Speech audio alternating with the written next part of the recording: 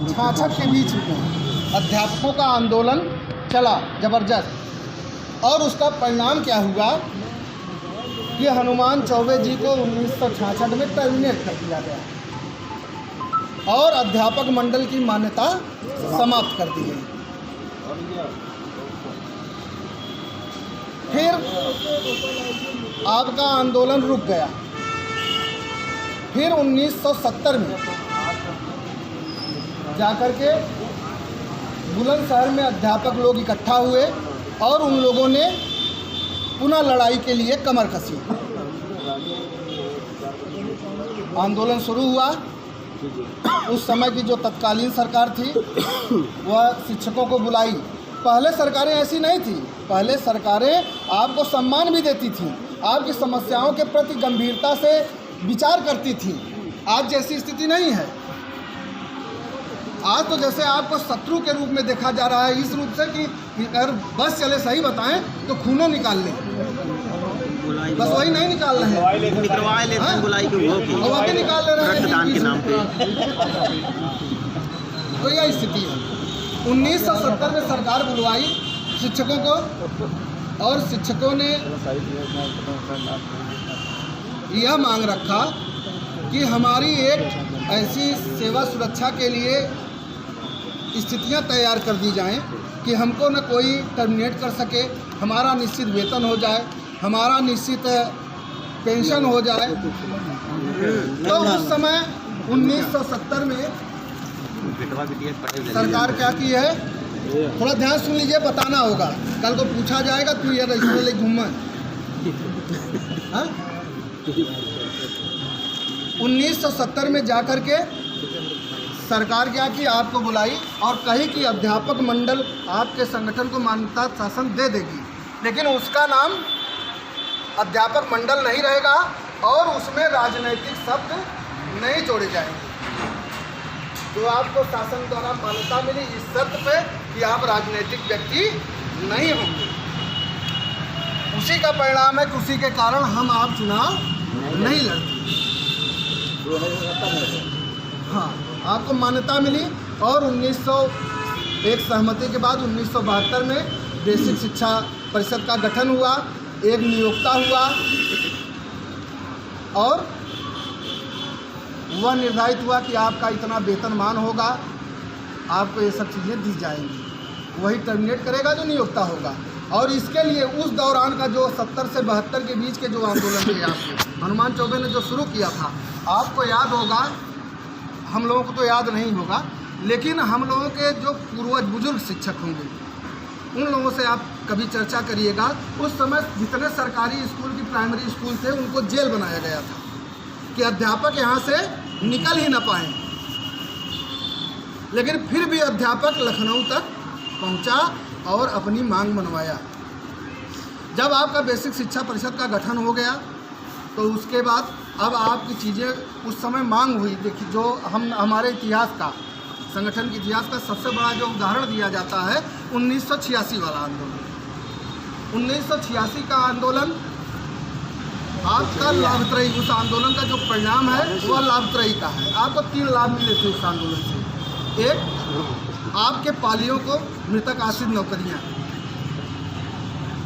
दूसरा, आपके डीए, आपको डीए उसी समय से दिया गया। और तीसरा, जो आपके देयक थे, जितने देयक थे उसका भुगतान, यह लाभत्रयी कहा जाता है। और उसका आप लोगों ने कई बार मंचों से सुन चुका है कि किस तरीके का वो वीर बहादुर सिंह के समय में वो आंदोलन था, भद्रसेन पांडे जी के नेतृत्व में। उसके बाद जब आपको लाभत्रयी व्यवस्था मिली तो उसके बाद जो सबसे बड़ा आंदोलन हुआ वह 1998 का आंदोलन था, जब आप केंद्र के समान वेतन के लिए आंदोलनरत हुए। अब तक की जो जिसको कहा जाए कि शिक्षक आज जो इतने अच्छी स्थिति में है आर्थिक रूप से, वह उस आंदोलन की देन। और आप जान लीजिए कि जो केंद्र के समान वेतन की मांग थी, यह माननीय ओम प्रकाश शर्मा जी जो दिवंगत हो चुके हैं, इस पर उनकी आत्मा को जहाँ भी रहें शांति मिले। उन्होंने उत्तर प्रदेश के शिक्षकों के लिए उन्होंने समझिए आप जिंदा कर दिया। उस समय तत्कालीन कल्याण सरकार थी। जब हमारा यह आंदोलन शुरू हुआ तो उसने कहा कि डाइंग कैडर हो जाएगा, घोषित कर दिया। डाइंग कैडर का मतलब समझ लीजिए कि जैसे प्रधानाध्यापक पद पे आप कार्यरत हैं, तो अगर प्रधानाध्यापक पद से आप रिटायर हुए तो वह पद समाप्त। आप सहायक अध्यापक पद से अगर रिटायर हुए तो वह सहायक अध्यापक पद समाप्त। और नियुक्ति क्या होगी? नियुक्ति पंचायतों के द्वारा होगी, ग्राम प्रधान और वही नियुक्ति होती। वह केवल बेसिक अप्रूवल करता। आपका वेतन भी कौन देता? ग्राम पंचायत देती। उसके विरोध में आपका 36 दिन का आंदोलन चला और आप जानिए कि 168 अध्यापक आपके प्राथमिक के केवल टर्मिनेट हुए। 10,000 शिक्षकों का सस्पेंशन हुआ और उस समय जितने लोग कार्यरत अध्यापक थे 36 दिन का सबका वेतन रोक दिया गया, काट दिया गया। वह संघर्ष था और संगठन समझिए कि आपके आंदोलन को बेरहमी से कुचल दिया गया था। मैं ये कहूँगा बेरहमी सब यह वह सरकार है, बेरहमी से कुचल दी और हम बिना किसी समझौता के, बिना किसी उससे आंदोलन से हट गए। लेकिन शिक्षकों ने उस समय जो एकजुटता दिखाई, उस समय चुनाव था, अटल बिहारी वाजपेयी लखनऊ से चुनाव लड़ने वाले थे प्रधानमंत्री पद का। लखनऊ के जितने शिक्षक थे उन लोगों ने दरवाजों पे अपने चस्पा लगा दिया था कि कृपया भाजपा के जो भी लोग हों वह यहाँ पर वोट मांगकर शर्मिंदा न करें।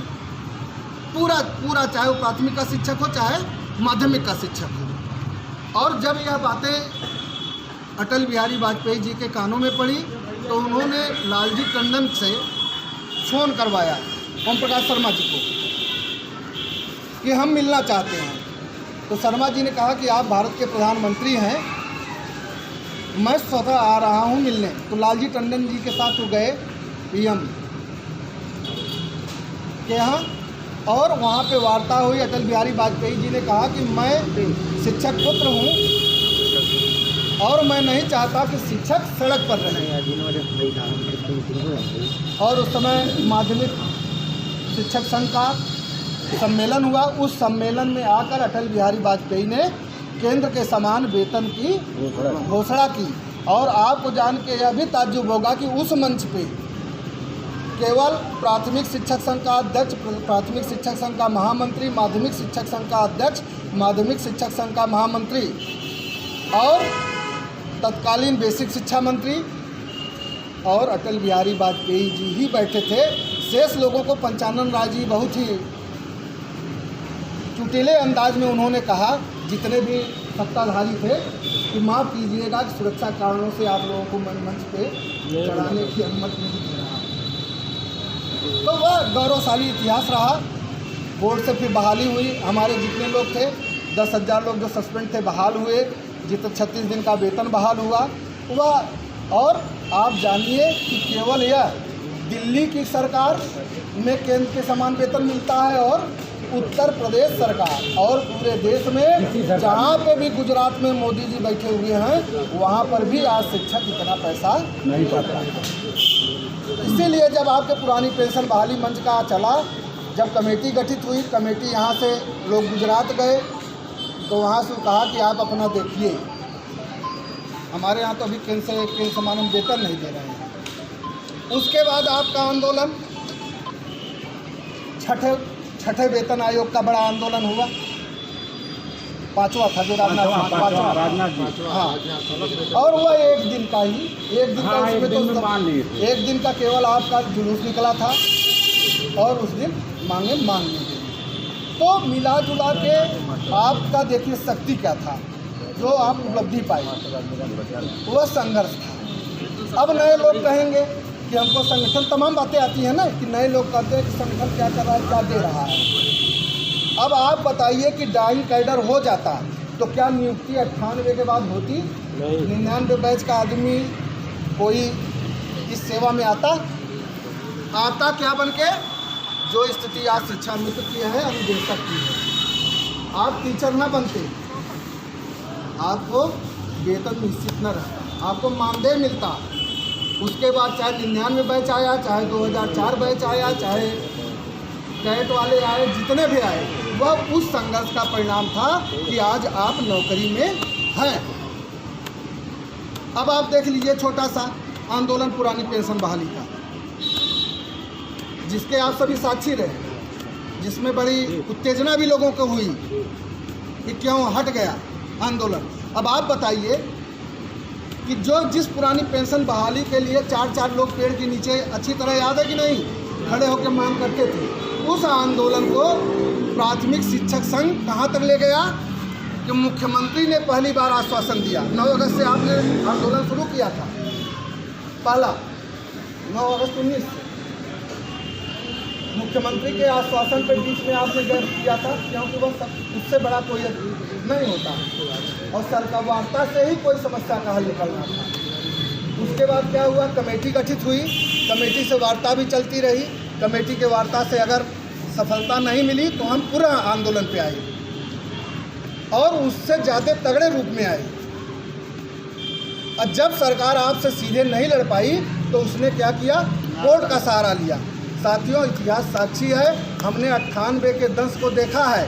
अगर कोर्ट ने आपके आंदोलन को अवैध कर दिया तो आप कल्पना करिए क्या दूसरे दिन कितने लोग आपके साथ बैठते। जो लोग फेसबुक व्हाट्सएप पे कमेंट कर रहे थे कि हमको नहीं हटना चाहिए था, कोर्ट के आदेश के बाद, न्यायपालिका के आदेश के बाद क्या हम धरना चला पाते? राहत भी तो नहीं मिलती हमारी, तो राहत हमको वही लेना है, न चल पाता। तो हमने लड़ाई कहीं पे भी अपनी कम नहीं की है, लड़ाई को बढ़ा के रखा। आपके पास जवाब है और ऐसे लोग कमेंट करते हैं जो लोग उस लड़ाई में शामिल नहीं होते। अब आप देखेंगे 8 से आपका जहां आंदोलन शुरू हुआ ना, अब पीछे तमाम कैंडल मार्च निकलने लगे, तमाम शुरू होगा कार्यक्रम।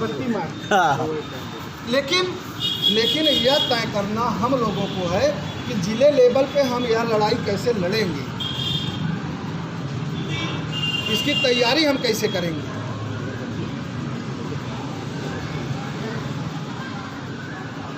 आपको चाहे फोन के माध्यम से, चाहे सिर्फ 8 मार्च है आपका,